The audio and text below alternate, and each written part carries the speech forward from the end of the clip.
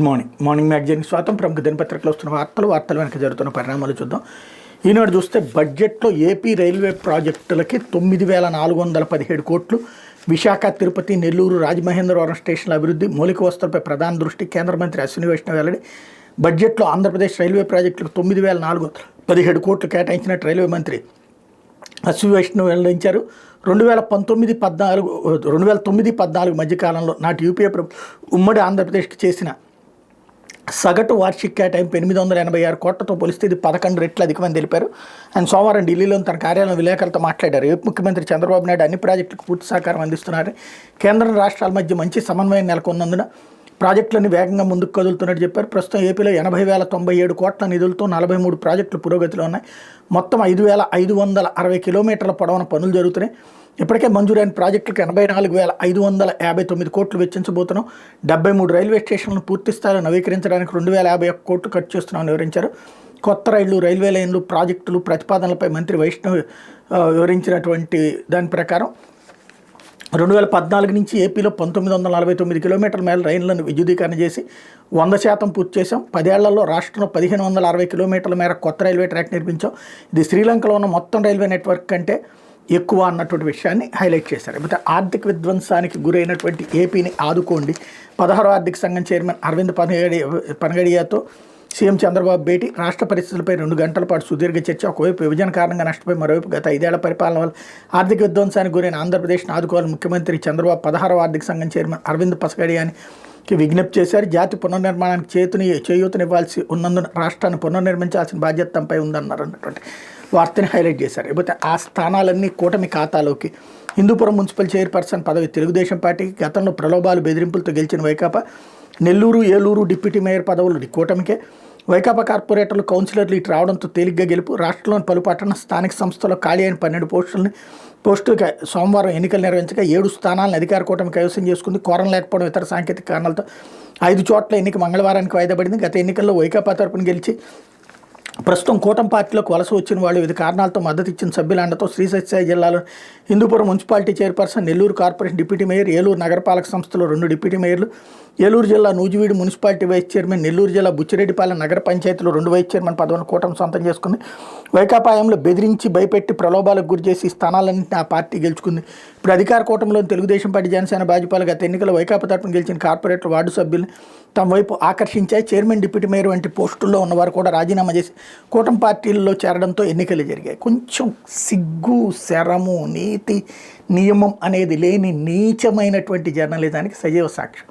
అప్పుడు ప్రత్యక్షంగా ఎన్నికలు జరిగినాయి, ప్రజలు వెళ్ళి ఓట్లేశారు. అది గెలిచిన దాంట్లోనేమో ప్రలోభ పెట్టారట, బెదిరించారట. ఇప్పుడేమో బహిరంగంగా రౌడీజం చేసి తీసుకుపోతుంటే, లేదా బెదిరించి పార్టీలో చేర్చుకుని తీసుకుంటుంటే, నిస్సిగ్గుగా అక్కడ పార్టీలు ఫిరాయిస్తుంటే, ఇదేమో ఆకర్షించడంలో సక్సెస్ అయ్యారట. వీళ్ళు జర్నలిజం గురించి నీతులు చెప్తారు, ఇది జర్నలిజం అంట. అప్పట్లో తప్పుల్ని తప్పనినే మాట్లాడాం. ఆ రోజుల్లో కొంతమంది ఎన్నికల్లో పోటీ చేయడానికి ప్రయత్నించినప్పుడు ఆపినటువంటి సంఘటనలు, బెదిరించినటువంటి సంఘటన బెదిరించినవి అనినే చెప్పాం. అప్పుడు చేసిన వాటిట్లో కొన్ని తప్పులు ఉన్నాయి, కానీ అన్నీ తప్పులైతే కాదు. అదే సందర్భంలో ఇప్పుడు అన్నీ తప్పులు అనడానికి ఇప్పుడు లేదు. కొన్ని చోట్ల వాళ్ళంతటి వాళ్ళుగానే పోయినోళ్ళు ఉన్నారు, లైక్ ఏలూరు లాంటి చోట్ల. మిగతా చోట్ల బలవంతంగా లాక్కెళ్తున్నారని కనబడుతుంది. నువ్వు రాయదలుచుకుంటే నిజాయితీగా రాయి, ఇదిగో ఇక్కడ బాధ్యతగా జరిగింది, ఇక్కడ గొడవ జరిగింది, ఇక్కడ అన్యాయం జరిగింది. అలా కాకుండా అప్పుడంతా దుర్మార్గం జరిగింది, ఇప్పుడంతా అద్భుతం జరిగింది. ఇప్పుడు జరిగిన దుర్మార్గాలు అసలు కళ్ళకు కనబడినటువంటి నీచత్వంతో కూడినటువంటి జర్నలిజం అనేదే ఈ రాష్ట్రానికి పట్టినటువంటి శాపం. ప్రతి వార్తలో ప్రజల్ని తప్పుదోవ పట్టించే నీచత్వానికి పరాకాష్ఠగా మారినటువంటి పరిస్థితి. ఇకపోతే ఉద్యోగి మనస్తత్వం నుంచి బయటపడితేనే ఎదుగుదల, సమస్యలకు పరిష్కారాలు వెతకడంలోని వ్యాపార అవకాశాలు.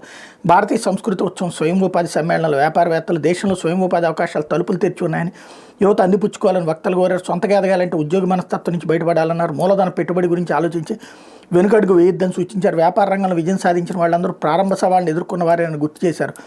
పెద్ద కళల కనాలని, సానుకూల ఆలోచన ద్వారా పెంపొందించుకోవాలన్నారు. కర్ణాటక రాష్ట్రం సేడంలో జరుగుతున్న 7వ భారతీయ సంస్కృతి ఉత్సవంలో 6వ రోజైన సోమవారం స్వయం ఉపాధి సమ్మేళనం నిర్వహించారన్నటువంటి వార్తని హైలైట్ చేశారు. లేకపోతే సాక్షి వచ్చేటువంటి కూటమి కాలకేయుల సాక్షిగా ప్రజాస్వామ్యం కూని మున్సిపల్ ఉప ఎన్నికల్లో అధికార మదంతో అరాచకపరం, బలం లేకపోయినా బరిలోకి దిగి కార్పొరేషన్లు మున్సిపాలిటీలు పాగా కుయుక్తులు. తిరుపతి డిప్యూటీ మేయర్ ఎన్నికల్లో తాలిబాన్ల తరహాలో కూటమి గూండాల విధ్వంసకాండ. ఆదివారం అర్ధరాత్రి నుంచి సోమవారం మధ్యాహ్నం వరకు స్వైర విహారం. వైఎస్ఆర్సీపీ కార్పొరేటర్లు బస్సును అడ్డుకున్న రౌడీ మోకలు, అద్దాలు ధ్వంసం చేసి బస్సులోకి చొరబడి కార్పొరేటర్ కిడ్నాప్, అడ్డుకున్న వారిపై దాడి, సాక్షి ప్రతినిధి కెమెరామెన్ పైన దాడి, కెమెరా ధ్వంసం, కోరం లేనందున ముగ్గురికి మాస్కులు వేసి లోపలికి పంపేందుకు కూటమి నేతల కుట్ర. వైఎస్ఆర్సీపీ ఎంపీ ఎమ్మెల్సీ సమావేశ మందిరం వద్ద బైఠాయించడంతో బెడిసికొట్టిన పథకం. ఉప ఎన్నిక వాయిదా. నిబంధనలకు విరుద్ధంగా టీడీపీ ఖాతాలో హిందూపురం మున్సిపల్ చైర్మన్ పదవి. నూజివీడులో కౌన్సిలర్లు ఇళ్లకు వెళ్లి మరీ బెదిరించిన మంత్రి పార్థసారథి. 3 కార్పొరేషన్లు 7 మున్సిపాలిటీలు ఎన్నికలకు నోటిఫికేషన్. ప్రలోభాలు బెదిరింపులతో 5 చోట్ల ఆగిపోయిన ప్రక్రియ. నేడు ఎన్నికల నిర్వహణకు సిద్ధమంటూ డిప్యూటీ మేయర్ ఎన్నిక నిష్పాక్షంగా జరిగేలా చూడండి అంటూ కార్పొరేట్లకు ఎస్కార్ట్ ఏర్పాటు చేయండి. ఎన్నిక జరిగే ఎస్వీ వర్సిటీ బయట కూడా సీసీ కెమెరాలు పెట్టండి. తిరుపతి ఎస్పీకి హైకోర్టు ఆదేశం అన్నటువంటి వార్త. అట్లాగే రాష్ట్రంలో ప్రజాస్వామ్యానికి పాత్ర అంటూ మాజీ మంత్రి జోగి రమేష్ ఫైర్. కూటమి అరాచకాలపై ఎస్సీసీకి వైఎస్ఆర్సీపీ ఫిర్యాదు అన్నటువంటి వార్తని హైలైట్ చేశారు. లేకపోతే టారిఫ్ వార్, బొమ్మ బొరుసు. చైనా, మెక్సికో, కెనడాలపై ఇప్పటికే ట్రంప్ సుంకాల మోత. మనపైన వేలాడుతున్న టారిఫ్ కత్తి. కొన్ని రంగాల్లో ఎగుమతులకు అనుకోని వరం. రూపాయి పతనమే మనకి ఇప్పుడు అతిపెద్ద దెబ్బ. దిగుమతులు భారమై ఉత్పత్తుల రేట్లు పెరిగే అవకాశం. విదేశీ ఇన్వెస్టర్ల తిరోగమనంతో స్టాక్ మార్కెట్లకు ప్రతికూలమే అంటూ ట్రంప్ సుంకాల సెగ ప్రపంచ దేశాల కంటి మీద కునుకు లేకుండా చేస్తుంది. మళ్లీ అధ్యక్ష పీఠం ఎక్కితే అమెరికాపై భారీ దిగుమతి సుంకాలు విధిస్తున్న దేశాలపై ప్రతీకారం తీర్చుకుంటానన్న హెచ్చరికలు ట్రంప్ తూచా తప్పకుండా అమలు చేశారు. వచ్చి రాగానే మెక్సికో, కెనడాతో పాటు చైనా పైన సుంకాల మోత మోగింది.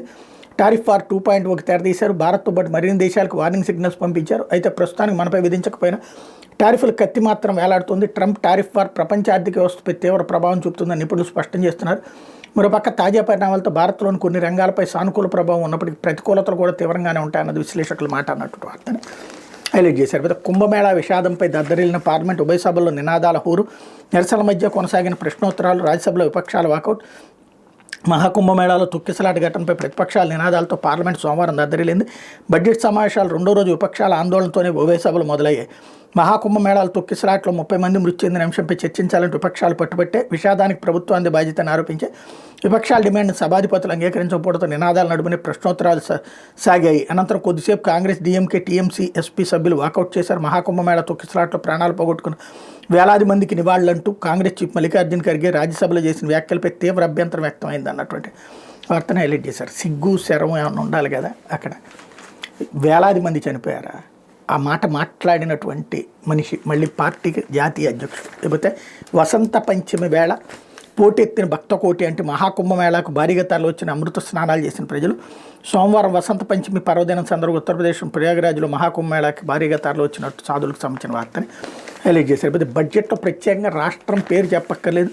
ప్రతిసారి ఏమొచ్చింది పేరు చెప్పారని అంటున్నారు. కేంద్రం ఇచ్చే చేయూతను అందుకుంటే దేశంలో నెంబర్ 1 స్టేట్గా చేసుకోవచ్చు. లిక్కర్ స్కామ్ దేశ చరిత్రలో అతి దారుణమైన కుంభకోణం. కమ్యూనిజం అయిపోయింది, ఇప్పుడంతా టూరిజం మాత్రమే అంటూ సీఎం చంద్రబాబు స్టేట్మెంట్ ఇక్కడ హైలైట్ చేశారు. ఒకప్పుడు అట్లా లేదనినే భారతీయ జనతా పార్టీతో విభేదించానని చెప్పారు. అయితే గుడ్లు తేలేస్తున్న కోళ్ళు, అంతు చిక్కని లక్షణాలతో ప్రతి పౌల్ట్రీలో నిత్యం వేలాదిగా మృత్యువాత. ఆరోగ్యంగా ఉన్న అంతలోనే కళ్ళు తేలేసి మరణం. పౌల్ట్రీల్లో మరణాల శాతం 0.05 నుంచి 4కు పెరుగుదల. 1 కోడి మరణంతో రైతుకు 300 వరకు నష్టం. ఉమ్మడి ఉభయ గోదావరి జిల్లాలో 2.65 కోట్ల కోళ్లు, నిత్యం 2.13 కోట్ల కోడిగుడ్ల ఉత్పత్తి అన్నటువంటి వార్తని హైలైట్ చేశారు. ఇకపోతే ఎమ్మెల్యేల అనర్హతపై 10వ తారీఖున తదుపరి విచారణ. కేటీఆర్ పిటిషన్పై సుప్రీంకోర్టు నిర్ణయం. కౌశిక్ రెడ్డి, వివేకానందల పిటిషన్కి జడ్జ్ చేసిన జస్టిస్ బీఆర్ గవాయ్ ధర్మాసనం. విచారణ సందర్భంగా ఇటీవల ధర్మాసనం ఘాటు వ్యాఖ్యలు. అసెంబ్లీలో గడువు మూసేలాగా నిర్ణయం తీసుకుంటారని ప్రశ్నించారన్నటువంటి వార్తని హైలైట్ చేశారు. లేకపోతే టూర్కి ఉంది ఓ ట్యాక్స్ అంటూ అంతర్జాతీయ పర్యాటకుల నుంచి టూరిస్ట్ ట్యాక్స్ వసూలు చేస్తున్న పలు దేశాలు అన్నటువంటి వార్తని హైలైట్ చేశారు. మరోవైపున జన్ ఔషధికి అవినీతి సత్యం. ఆసుపత్రులకు మందుల సరఫరాలో ఓ అమాత్యుడి చేతివాటం. జన్ ఔషధి మందుల పేరిట కోట్లు కొట్టేయడానికి పన్నాగం అంటూ చంద్రబాబు ప్రభుత్వంలో ధనార్జన జయంగా కూటమి నేతలు రెచ్చిపోతున్నారు. ఓ రేటు మాట్లాడేసుకుని టెండర్ లేకుండా ప్రభుత్వ శాఖల్లో పనులు నచ్చిన వారికి కట్టబెట్టేస్తున్నారు. ప్రభుత్వ ఆసుపత్రులకు జన్ ఔషధి మందుల సరఫరా పేరిట మంత్రి కమిషన్ల రూపంలో కోట్లలో కొట్టేయడానికి పన్నాగం పన్నారు. వైద్య శాఖలో జోరుగా చర్చ సాగుతుంది. బోధనాసుపత్రులకు మందులు, సర్జికల్స్ కొనుగోలు కేటాయించే బడ్జెట్లో 80% సెంట్రల్ ప్రొక్యూర్మెంట్ విధానంలో ఏపీఎంఎస్ఐడిసి ఆసుపత్రులకు మందులు, సర్జికల్ సరఫరా చేస్తుంది. మిగిలిన 20% డీసెంట్రలైజ్డ్ బడ్జెట్తో అత్యవసర మందులు, సర్జికల్స్ స్థానికంగానే కొనుగోలు చేస్తుంటారు. ఏటా డీసెంట్రలైజ్డ్ బడ్జెట్లతో 50 కోట్ల మేర కొనుగోలు చేయబడుతుంటారు. వీటితో పాటు సెంట్రలైజ్డ్ బడ్జెట్ కింద ఎంఎస్ఐడిసి నుంచి సరఫరా అవ్వని మందుల కొనుగోళ్లలో జన్ ఔషధికే ప్రాధాన్యం ఇవ్వాలనే విధానాన్ని గత ఏడాది వైద్య శాఖ ప్రవేశపెట్టింది. జన్ ఔషధిలో సరఫరా చేయని మందులనే ప్రత్యామ్నాయ మార్గాల్లో కొనుగోలు చేయాలని షరతులు పెట్టారు. నేపథ్యంలో సదరు మంత్రి ఓ మందుల సరఫరా సంస్థతో డీల్ కుదుర్చుకున్న క్రమంలోనే జన ఔషధి వ్యవహారం తెర మీదకి వచ్చిందని ఆసుపత్రులు సూపరింటెండెంట్లు వైద్యులు చర్చించుకుంటున్నారు. తిరుపతి చెందిన సదరు సంస్థ ప్రతినిధులు జన ఔషధి విధానం ప్రవేశపెట్టింది మా కోసం మాతోనే ఎంవీఓ చేసుకోవాలని ఆసుపత్రులు సూపరింటెండెంట్లు సంప్రదించినట్టు సమాచారం అన్నటువంటి వార్తని హైలైట్ చేశారు. లేకపోతే ఆంధ్రజ్యోతి గవర్నరా రాష్ట్రపతి అంటూ రిటైర్మెంట్ తర్వాత రాజీవ్ కుమార్కి ఏ పదవి ఇస్తున్నారు, అందుకే సిఈసికి బీజేపీకి సాగిలబడుతున్నారు. ఎన్నికల్లో బీజేపీ 10% ఓట్లను రిగ్గింగ్ చేయొచ్చు, 15% ఆధిక్యం ఇస్తేనే వాళ్ళ అక్రమాలకు అడ్డుకట్ట. ఆప్ జాతీయ కన్వీనర్ కేజ్రీవాల్ సంచలన ఆరోపణలు, హస్తంలో ముగిసిన ప్రచారం, రేపే 70 సీట్లకు పోలింగ్, హస్తంలో జైలు రాజకీయం సానుభూతికి ప్రయత్నం అన్నటువంటి వార్తని హైలైట్ చేశారు. లేకపోతే మైతేయీలని దోచుకొనివ్వండి, తుపాకులు దోచుకునివ్వండి, ఆడియోలో మణిపూర్ సీఎం బీరేన్ ఆదేశాలు, ఆడియో క్లిప్పులకు ట్రూత్ ల్యాబ్స్ ఫోరెన్సిక్ పరీక్ష, 93% సరిపోలిన ముఖ్యమంత్రి స్వరం, సుప్రీంకి నివేదిక సమర్పించిన ప్రశాంత్ భూషణ్, హింసాగ్నికి ముఖ్యమంత్రి వ్యాఖ్యల ఆజ్యం, సుప్రీంకోర్టులో కోహూర్ సంస్థ పిటిషన్ మార్చి 24కు వాయిదా వేసిన ధర్మాసనం అన్నట్టు వార్తని హైలైట్ చేశారు. లేకపోతే ఇంకా శ్రమించాలి, వైసీపీ పాలనలో 20-30 ఏళ్ళు వెనక్కి, నిత్యం కేంద్రంతో టచ్లో ఉన్నాం, బడ్జెట్తో రాష్ట్రానికి ఆక్సిజన్ సమస్యల పరిష్కారం, నిధులు, మోడీ నేతృత్వంలో బలమైన బ్రాండ్ ఇండియా, జీఎస్టీని కేంద్ర ప్రభుత్వం సరళతరం చేయాలి, పేదలకు సంపన్నుల చేతిపై చర్చ జరగాలి, సంపద సృష్టించకుండా పంచే హక్కు లేదు, ఢిల్లీలో ముఖ్యమంత్రి చంద్రబాబు వ్యాఖ్యలు అన్నట్టు వార్తని హైలైట్ చేశారు. లేకపోతే సామాన్యుల కోసమే సీఎం తపన అంటూ చంద్రబాబు విజనరీ, ఎందరికో స్ఫూర్తి, ప్రముఖ నటుడు సోను సూద్ వెల్లడే, అమరావతిలో ముఖ్యమంత్రితో భేటీ, ప్రభుత్వానికి 4 అంబులెన్సులు విరాళం ఇచ్చిన సూద్ చారిటీ ఫౌండేషన్, సోను సూద్ చొరవ స్ఫూర్తిదాయకం, సీఎం ఆరోగ్య రంగంలో మౌలిక సదుపాయాల కల్పనకు ప్రాధాన్యం ఇస్తామని స్పష్టీకరణ అన్నట్టు వార్తని హైలైట్ చేశారు. లేకపోతే ఫీజు రియంబర్స్మెంట్కి మరో 216 కోట్లు 2-3 రోజుల్లోనే విడుదల, లోకేష్ విద్యా వ్యవస్థను బలోపేతం చేద్దాం, ఇంజనీరింగ్ కాలేజీలతో త్వరలో వర్క్షాప్, ప్రైవేట్ పాఠశాలకు గుర్తింపు 10 ఏళ్లు, యాజమాన్యాల సమస్యలు పరిష్కరిస్తాం, ప్రైవేట్ ఇంజనీరింగ్ కాలేజీలు పాఠశాల ప్రతినిధులకు మంత్రి హామీ అన్నటువంటి వార్తని హైలైట్ చేశారు. లేకపోతే ఎందుకు ఈ వివక్ష అంటూ గౌరవ వేతనం కోసం 2 కేటగిరీలుగా కార్పొరేషన్లు, గత నెలలో సాధారణ పరిపాలన శాఖ ఉత్తర్వులు, బీసీలతో పాటు పలు కార్పొరేషన్లలో ఏ, బి కేటగిరీలు, చైర్మన్లు, డైరెక్టర్లు, సిబ్బంది వేతనాలు భారీ వ్యత్యాసం, ఏ కేటగిరీ చైర్మన్లకు 1.25 లక్షలు, బి కేటగిరీ చైర్మన్లకు 60,000 గౌరవ వేతనం, ఇంత తేడాలు ఎందుకంటూ బి కేటగిరీ చైర్మన్ల విమర్శ, కేటగిరీలుగా విభజించడంపై అసంతృప్తి, ఏ ప్రాతిపదికన ఈ నిర్ణయం తీసుకున్నారంటూ ప్రశ్న అన్నటువంటి వార్తని హైలైట్ చేశారు. అయితే రాజ్ తరుణ్ లావణ్య కేసులో మలుపు, మహిళలకు డ్రగ్స్ అలవాటు చేసి నగ్న వీడియోలు తీసిన మస్తాన్ సాయి, 100 మంది అమ్మాయిల వీడియోలు తీసి బ్లాక్మెయిల్ చేశాడు, పోలీసులు ఫిర్యాదు చేసిన లావణ్య, హార్డ్ డిస్క్ అందజేత, హార్డ్ డిస్క్ కోసం లావణ్యపై దాడికి ఎత్తనం, డైల్ 100కి ఫోన్, ఆమె ఇంటికి వెళ్ళి మస్తాన్ సాయిని అరెస్ట్ చేసిన తెలంగాణ పోలీసులు, అతడిపై తెలంగాణ ఆంధ్రప్రదేశ్లో 4 కేసులు అన్నటువంటి వార్తని హైలైట్ చేశారు. ఇది దినపత్రికలో వచ్చినటువంటి వార్తలు వెనకాల జరుగుతున్న పరిణామాలు.